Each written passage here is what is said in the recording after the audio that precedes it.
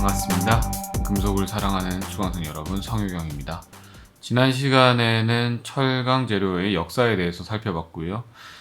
이번 시간에는 진짜 본격적으로 이제 강의를 들어가 보도록 하겠습니다. 자, 서론이죠. 일단은 우리가 그 철, 쇠, 강 뭐 이런 여러 가지 용어들이 있는데 그 용어들을 좀 구분을 해야 될 것 같습니다. 그래서 우리가 그냥 뭐 쇠다라고 하는 것은 사실은 우리 사이언티픽한 워드에서는 잘 쓰지 않는 것 같고, 그러니까 철과 강을 좀 많이 쓸 텐데요, 그죠? 철이라고 하는 거는 FE 그 자체에 대한 뭐 그런 부분들. 그래서 철이라고 하는 거는 우리가 주로 아이언이라고 이야기를 많이 하고요. 그다음에 강이라고 하는 건, 강은 우리가 스틸이라고 이야기해요. 그래서 아이언과 스틸은 다른 겁니다. 그 아이언은 철이고 스틸은 강인 거죠. 그래서 우리가 배울 것은 강이죠. 스틸. 스틸이라고 하는 것은 경제성이 뛰어나고 기계적 특성이 우수한 재료고, 그 다음에 고상변태와 고상공정을 통해서 고체 상태에서 상변태가 일어나고, 그다음 고체 상태에서 우리가 공정을 통해서 다양한 미세 조직과 그 다음에 기계적 물성을 얻을 수 있다라는 겁니다. 우리가 이제 일반적으로 보는 순철 같은 경우에는 불순물 함량이 굉장히 낮은 철인데, 이때는 이제 탄소나 산소나 아니면 황이나 인과 같은 불순물들이 한 10ppm 정도로 굉장히 낮고, 이때의 경우에는 이제 고용되어 있는 것들이 없기 때문에 강도는 엄청나게 낮습니다. 그래서 한 50메가파스칼, 굉장히 낮은 강도죠. 그래서 정말 순수한 철은 강도가 엄청나게 낮다라는 겁니다. 여기에 합금 성분이 들어가야 됩니다. 특히 이제 탄소와 같은 합금 성분이 들어가야지, 그렇지 않으면 엄청나게 낮은 강도를 나타냅니다. 이론적으로는 이제 인장 강도가 한 21,000메가파스칼 정도 되니까 이거는 사실 큰 의미는 없고요. 실제로 보통 우리가 철강의 강도가 어느 정도 되냐면 한 500에서 한 1500, 한 요 정도 사이에서 주로 제일 많은 것 같습니다. 물론 더 다른 범위에도 있긴 한데 메가파스칼이죠. 한 요 정도 범위가 제 생각에는 제일 많이 있는 것 같아요. 한 요 정도 보시면 되겠고요. 그러니까 순수한 철은 너무 낮고 이론적으로 완벽한 것도 너무 높죠. 보통은 요 정도 범위에 있습니다. 두 번째로 순철의 동소체. 이게 철은 사실 상변태를 하거든요. 그래서 그 철강제를 가장 어려운 부분이 사실 이 철강이 상변태 한다는 건데, 고온에서는 그 감마라고 하는 FCC 상을 가지고요. 고온에서는. 그 다음에 보통 일반적으로 상온에서는 알파라고 하는 BCC를 가집니다. 그 다음 HCP 우리가 입실론이라고 합니다. 델타도 있어요, 여기. 그래서 보면은 알파, 그 다음에 베타는 없고, 감마, 그 다음에 델타, 입실론. 그러면 순서대로 다 있는데 베타가 없어요. 그래서 베타가 없는 이유는, 그러니까 원래 알파는 이제 처음에 이 상온에 있는 걸 알파라고 한 거죠. 그 다음에 베타라고 뭘 했냐면, 이 알파와 베타 사이에 있는 부분이 우리가 뭔가 베타라고 하는 영역이 뭔가 있다라고 옛날에는 착각을 했었던 거죠. 베타가 있다라고 이제 생각했는데, 왜냐면 여기에서 있는 이 철은 이제 자성을 띠고 있잖아요. 그래서 이제 페라이트의 이 자기 전이 현상에 의해서 이게 베타라는 게 있겠구나라고 이제 생각을 했는데, 실제로는 이게 그런 상은 존재하지 않았습니다. 그래서 베타라는 게 이름 붙여졌다가 베타가 사라졌고요. 남아있는 것은 알파랑 감마랑 델타랑 입실론만 남아있습니다. 그래서 철강에서는 베타상이 없습니다. 자, 그래서 이거는 이제 철의 자성이 있기 때문에 우리가 착각을 했던 부분이 되겠죠. 순철의 상태도를 보시면요. 일단은 제일 기본적으로 우리가 보통 이제 1기압이다 그러면은 한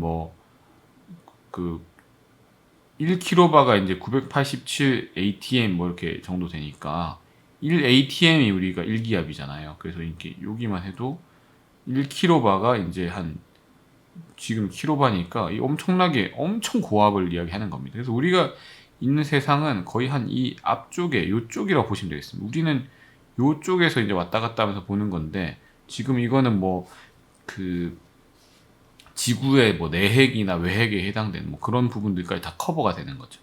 그래서 엄청나게 압력이 높아지면은 알파를 입실론 HCP로 바꿀 수도 있지만 일상생활에서 불가능한 일이고요. 제일 중요한 건 이제 온도입니다. 그래서 온도. 그래서 압력은 사실 우리가 거의 컨트롤하기 어렵기 때문에 온도를 변화를 시켜 보겠습니다. 그럼 온도가 높으면은 감마가 있고요. 그 다음에 낮으면 알파라는 것이 있다라는 걸 알 수 있고, 더 높으면 델타인데 델타도 이건 BCC예요. 그래서 보면은 알파라는 것도 BCC, 그 다음에 델타라는 것도 이것도 BCC, 그 다음에 감마는 FCC가 되겠고요. 그 다음에 입실론은 HCP가 되겠습니다. 그래서 철은 이 세 가지 구조를 다 가지니까 최소 세 가지 동소체라고 하는 거는 원소는 같은데 형태가 다른 걸 동소체라고 합니다. 그래서 엘로트로프라고 이야기를 하고 있고요. 그러면 이 세 가지가 부피가 어떻게 다른지 한번 보도록 하겠습니다. 일단은 중요한 거는 FCC, BCC, HCP 중에서 크기가 제일 큰 거는 무엇이 되겠습니까? 세 가지 중에서 크기가 제일 큰 거는 BCC입니다. 왜냐면은 BCC는 텅텅 비어 있잖아요, 내부가. BCC는 뭐 여기에 있고, 그 다음 안쪽에 하나 있고, 나머지는 비어 있으니까 그 에스펙트 레이시오도 높지 않습니다, 그죠? 별로 안 높고 이런 식으로 뭐 되어 있는 게 BCC가 되겠는데, FCC 같은 경우에는 꽉 차 있죠. FCC는 여기 다 들어가 있으니까. FCC는 꽉 차 있습니다. 그래서 클로즈 팩트. 또 HCP 어떻습니까? 둘 다 꽉 차 있죠. 둘 다 클로즈 팩트입니다. FCC와 HCP는 사실은 둘 다 클로즈 팩트인데 어떻게 되어 있냐면 FCC는 구조가 A, B, C, A, B, C로 반복되는 구조를 나타내고 HCP는 A, B, A, B 이렇게 반복되는 구조를 나타내는 것만 차이가 있지 둘 다 클로즈 팩트입니다. 그래서 부피가 일단은 BCC가 제일 크다는 건 우리가 당연히 알 수가 있고 FCC랑 HCP랑 한번 비교를 해봐야 되겠습니다. 둘 중에 뭐가 더 부피가 클까? 그래서 이제 BCC랑 먼저 보겠습니다. BCC랑 HCP를 비교하면은 BCC에서 HCP로 갈 때 부피가 줄어들겠죠, 당연히. HCP가 더 작으니까 마이너스 0.34만큼 줄어듭니다. 자, 그 다음에 HCP에서 FCC, 그럼 이렇게 갈 때 HCP에서 FCC로 가면은 FCC가 지금 CCP라고 돼 있으니까 가면은 부피가 늘어납니다. 0.13만큼 늘어납니다. 그래서 제일 작은 건 뭡니까? 1등은 HCP가 제일 작고 2등이 FCC, 제일 큰 게 3등이 BCC가 되겠습니다. 등수는 이런 식으로 정해지는 것이 되겠고요. BCC는 당연히 제일 크죠. 이 두 가지를 보면 알 수가 있습니다. 바로 제일 작은 애가 HCP, 그 다음이 FCC, 그 다음이 BCC. 부피가 다 세 가지가 다르다라는 것을 우리가 알 수가 있습니다. 그냥 이게 중요한 내용은 아니지만 지구 내핵 같은 경우에는 올소롬빅이라고 하는 건 어떻게 생긴 거냐면은 직육면체를 우리가 올소롬빅이라고 합니다. 직육면체. 그래서 이런 식으로 생긴 거 다 직육면체죠. 그래서 이건 올소롬빅이라고 하고 더블 HCP 이런 것들을 있을 수 있다라고 우리가 이야기를 할 수가 있겠죠. 그래서 일단은 여기서 제일 중요한 사실은 철은 이 세 가지의 동소체를 가진다. 그래서 주로 세 가지 중에서 HCP는 많이는 안 나오고요. 제일 중요한 거는 이 FCC랑 그다음 BCC, 감마랑 알파가 있다는 거 정말 중요한 내용이 되겠고 HCP, FCC, BCC의 부피를 비교해 보면은 제일 작은 게 HCP, 두 번째가 FCC, 세 번째가 BCC다. 요렇게 일단은 이해를 하시면 되겠습니다. 자, 다음으로 넘어가 보면요. 우리 상변태, 일단 여기서 그 상변태 아까 제가 말씀드렸던 것처럼 그 HCP는 많이는 안 나오기 때문에 알파 아이언과 감마 아이언, 이 BCC와 FCC 두 가지를 딱 보도록 하겠습니다. 자, 알파 아이온 BCC의 이름이 있습니다. 철강에서는. 철에서는 얘의 이름을 뭐라고 하냐면은 페라이트라고 합니다. 페라이트. 페라이트의 어원은 뭐냐면요. 상온에서는 철이 자석에 붙거든요. 그러니까 페로스라고 하는 게 자성이라는 겁니다. 자성이 있다라는 것에서 페라이트라는 이름이 붙게 되었고요. 그 다음에 고온이 돼서 FCC가 되면은 자성이 없어집니다. 그래서 이 자성이 없는 경우, 이거는 이제 오스텐이라는 사람이 발명했기 때문에 오스텐의 이름을 붙여서 오스테나이트라고 이름을 붙였습니다. 그래서 페라이트라는 것만 해도 자성이겠구나라는 걸 알 수가 있겠죠. 그래서 알파랑 감마라는 말도 많이 쓰겠지만 페라이트랑 오스테나이트란 말도 앞으로 많이 쓸 테니까 꼭 기억해 두시기 바라겠고요. 굳이 뭐 이제 한국말로 쓴다면은 페라이트는 주로 이제 이렇게 쓰죠. 이트 이렇게 쓰고요. 그 다음에 오스테나이트를 한국말로 쓴다면은 오스테나이트라고 이렇게 나이트라고 이렇게 씁니다. 오스테나이트. 자, 이렇게 이제 보면 되겠고요. 일단은 철은 대기압 하에서 안정한 원소로 자, 상변태를 언제 한다고요? 자, 910도에서 합니다. 910도. 900도에서 한다고 보면 되겠죠. 910도에서 감마 오세나이트로 변태합니다. 그래서 대충 이 온도가 보면은 이게 한 910도 정도 된다라는 겁니다. 이 온도가 910도. 자, 그 다음에 이 1390도, 이 온도는 1390도. 그래서 뭐 대충은 뭐 900도, 1400도 정도가 되겠죠. 1390도에선 다시 델타 페라이트, 델타 페라이트는 BCC죠. 로 다시 변태하게 됩니다. 그리고 델타 페라이트로 다시 변태를 하게 되겠고요.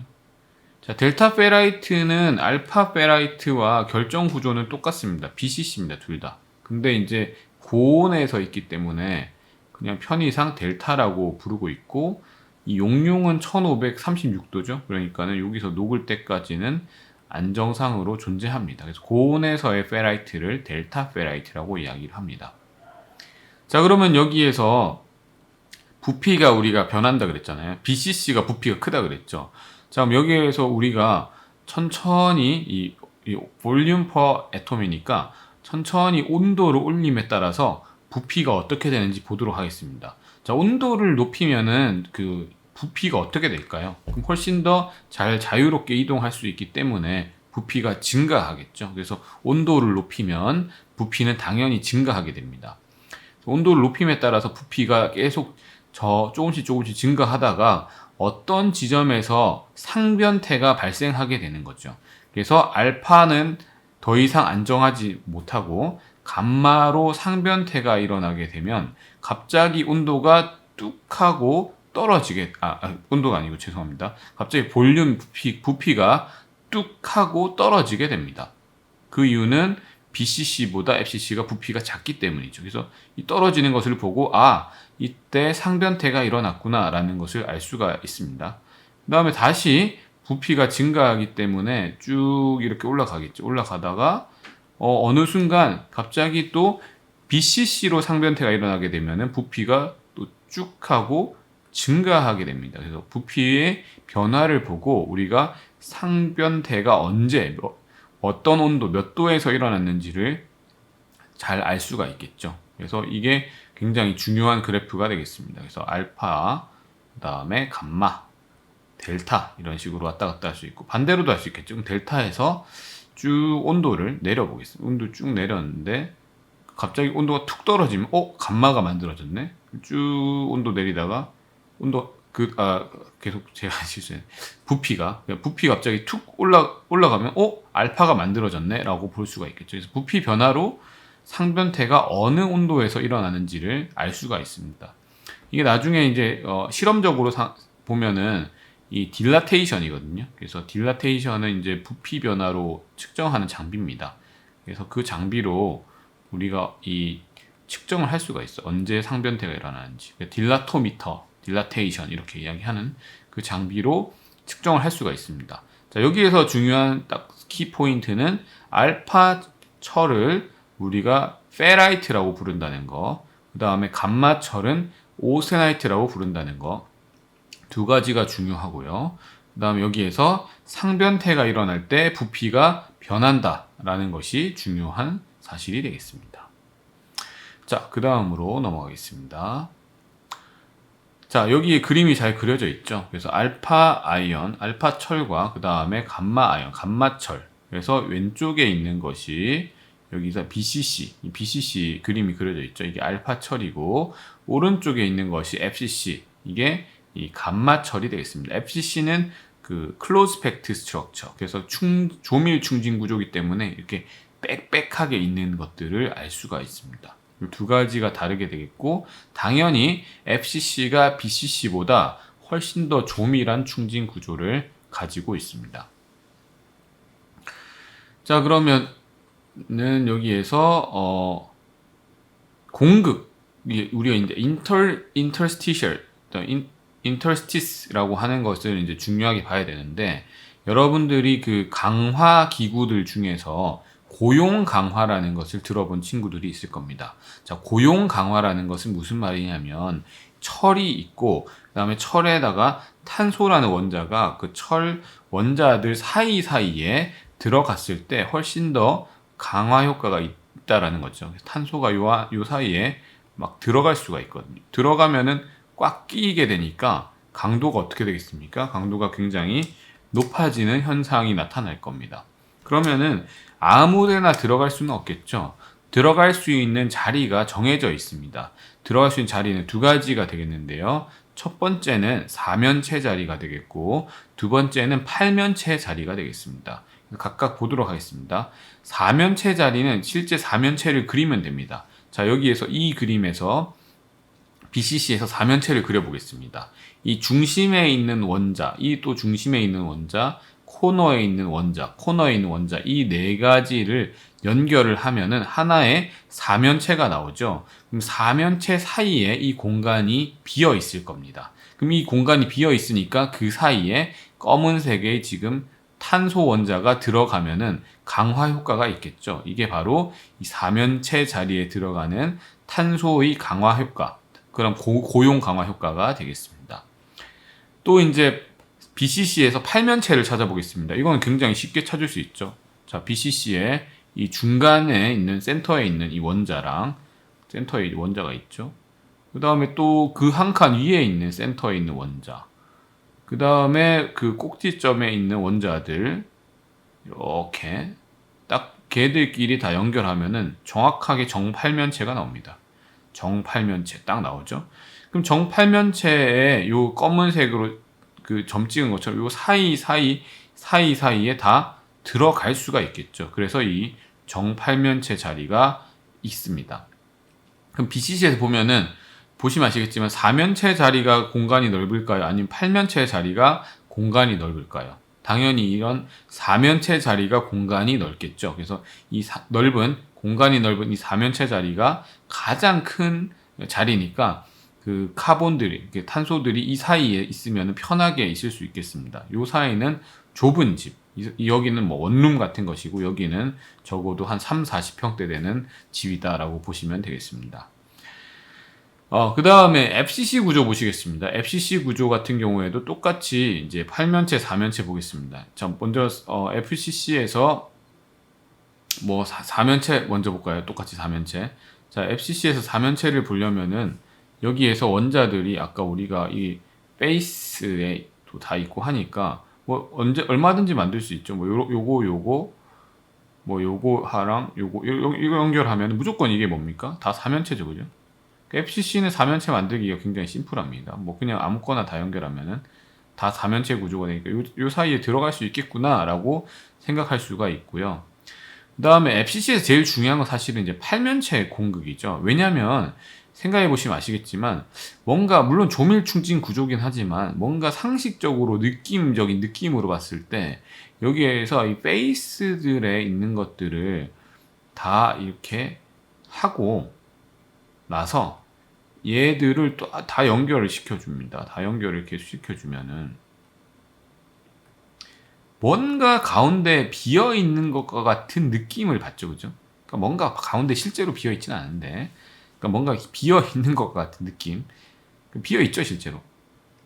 여기가 바로 팔면체 공극이 되겠습니다. 둘 중에 뭐가 크겠습니까? 당연히 팔면체 공극이 더 큽니다. 그래서 FCC에서는 팔면체 공극이 더 크고, 여기가 더 큰 거죠. 이거 요거.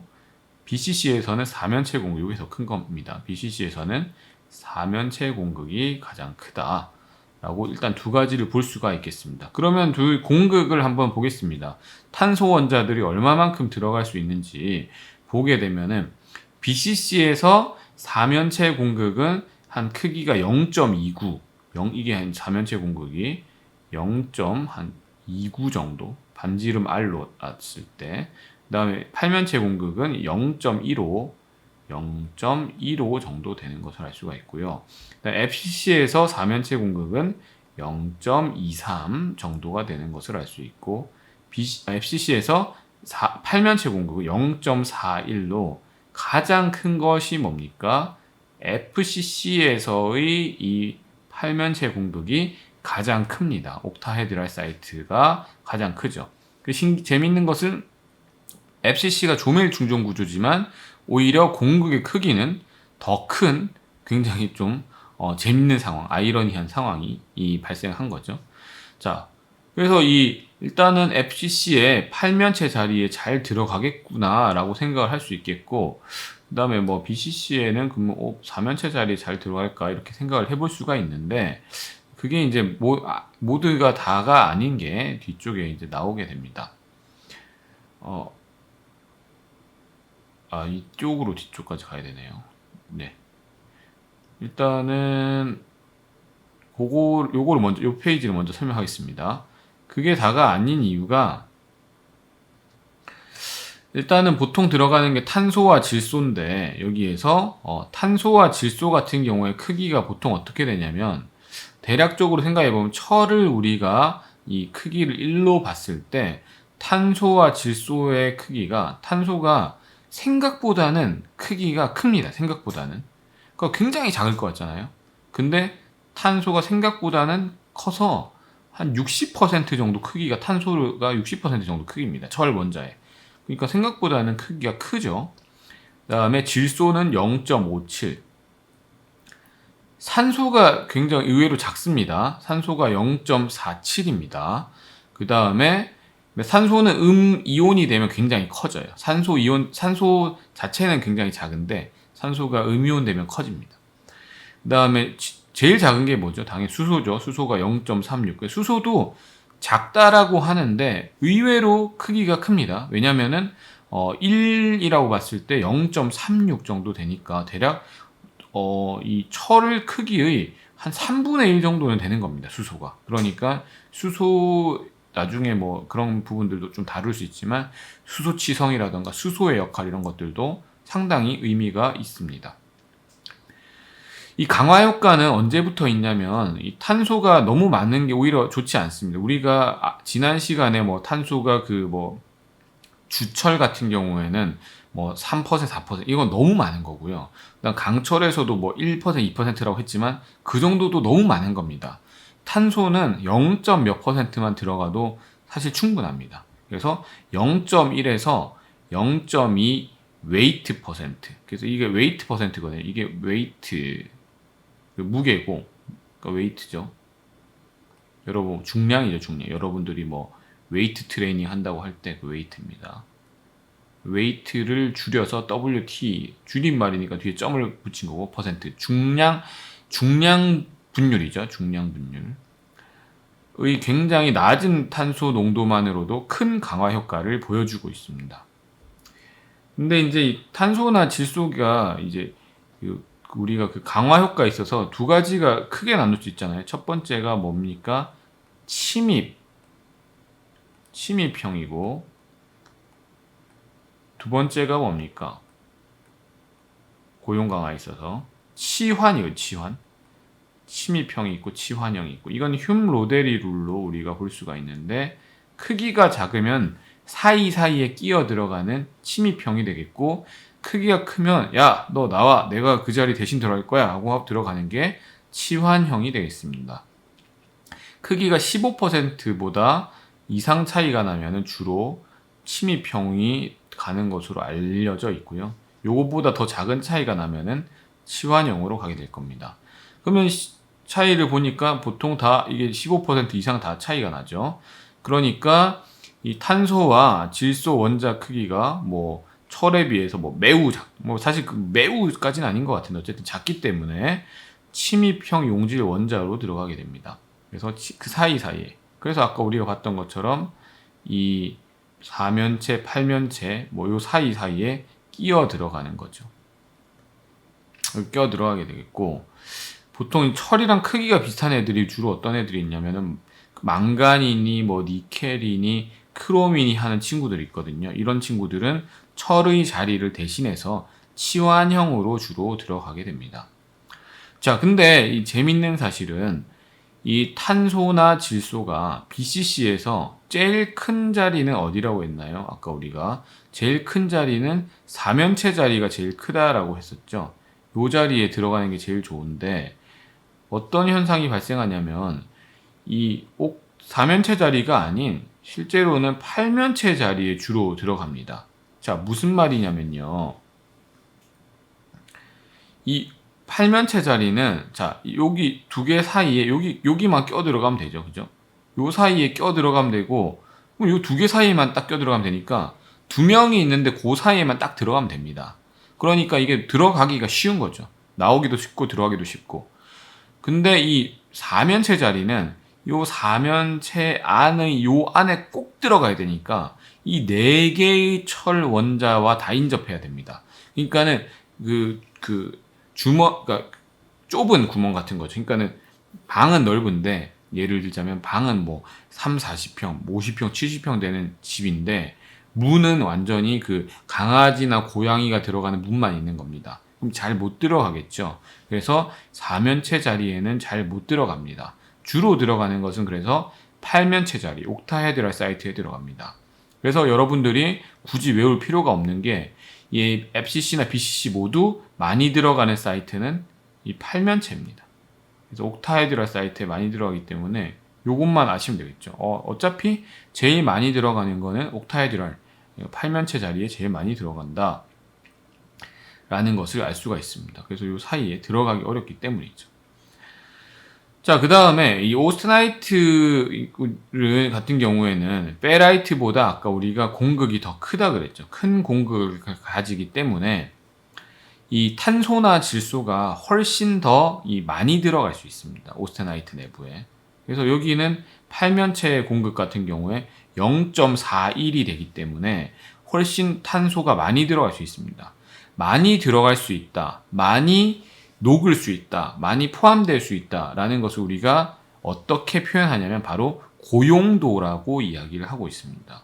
그래서 이 탄소와 질소의 고용도가 굉장히 높습니다.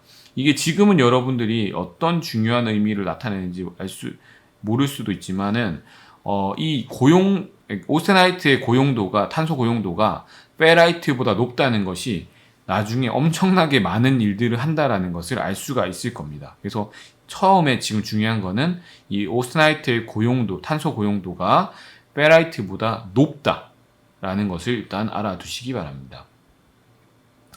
그래서 뭐 이 페라이트에서는 탄소와 질소 상온 고용도는 매우 낮아요. 사실 거의 못 들어갑니다. 여기서는. 그래서 실제 침입량에 못 들어가게 되겠고, 만약에 그래서 열 처리를 하면은 탄소나 질소가 밖으로 빠져나오게 됩니다. 만약에 철강 재료 중에서 여러분들이 그냥 소재가 있는데 그거를 이 퍼니스로에 넣었다가 꺼내게 되면은 표면부에 약간 시커멓게 가루처럼 되어 있는 걸 볼 수가 있습니다. 그거는 탄소가 빠져나온 겁니다. 왜냐면은 탄소가 그 안에 더 이상 있을 수 없기 때문에 빠져나온 거고, 그러한 상황을 우리는 탈탄이라고 합니다. 탈탄이 되기 때문에 표면부에는 탄소의 농도가 굉장히 낮아져 있겠죠. 왜냐면 그거는 이제 뭐 가루처럼 씻으면 없어지는 거니까. 그래서 이 페라이트는 탄소나 질소의 고용도가 굉장히 낮다라는 거, 그거 일단 알아두시면 되겠고요. 여기가 이게 재밌는 거죠. 이게 solubilities of carbon and nitrogen in gamma and alpha ion.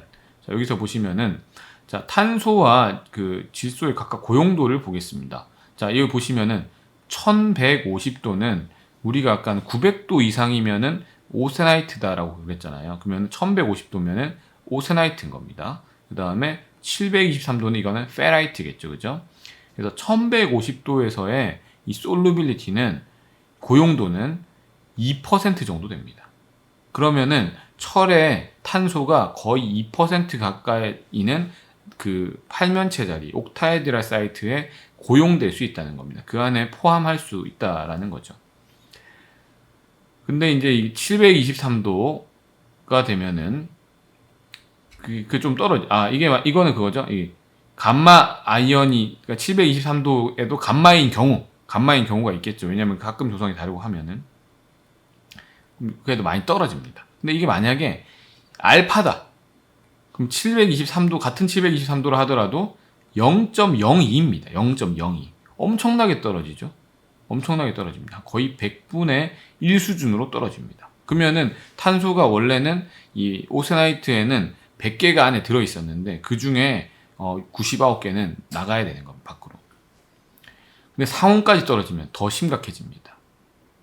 이 고용도가 얼마가 되냐면은 0.00005가 됩니다. 5보다 더 작다. 그럼 이거는 지금 대략적으로 봤을 때 뭐 이거 0.0 뭐 만분의 1, 10만 분의 1 이 수준이죠. 그러면은 원래보다 거의 뭐 만분의 1에서 10만 분의 1 가까이 줄어든.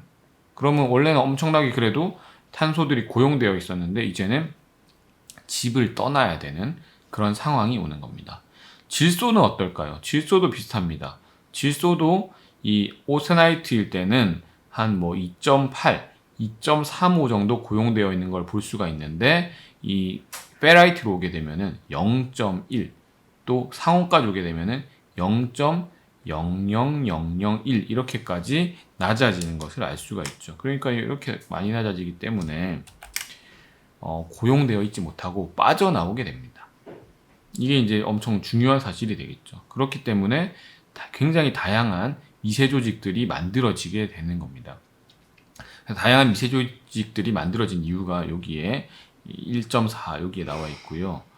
그래서 이 용질의 확산 뭐 이쪽 부분을 좀 보시게 되면은 자 이게 DC라고 하는 거는 확산 계수입니다. 그래서 탄소의 확산 계수고 DN은 질소의 확산 계수입니다. 이건 이제 어차피 이 볼츠만 뭐 디스트리뷰션에 의해서 마이너스 RT분의 Q는 같이 들어있는 거고, 그 다음에 앞에 계수를 보시게 되면은 카본은 이제 6.2 곱하기 10의 마이너스 3승, 그 다음에 나이트로젠은 3.0 곱하기 10의 마이너스 3승, 요 정도로 이제 보시면 되겠죠. 그러면은 여기에서 이 중요한 건 뭐냐면 탄소나 질소 같은 경우에는 다른 원소들에 비해서는 굉장히 확산 속도가 빠른 편이라는 겁니다. 그래서 탄소나 질소는 엄청나게 철 내부에서 자유롭게 돌아다닐 수 있어요.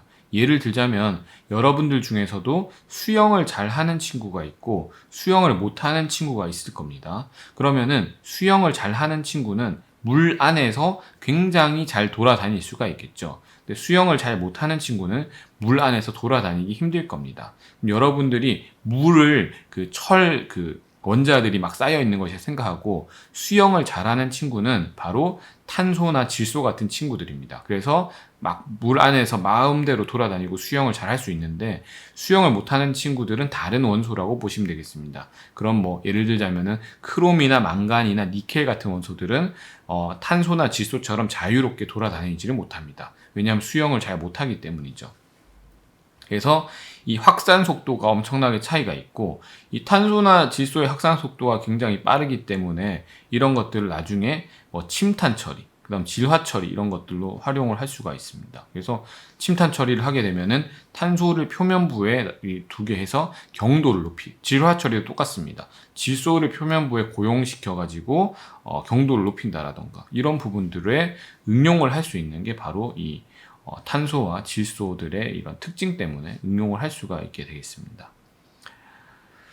자, 그 다음으로 이제 마지막으로 보면요.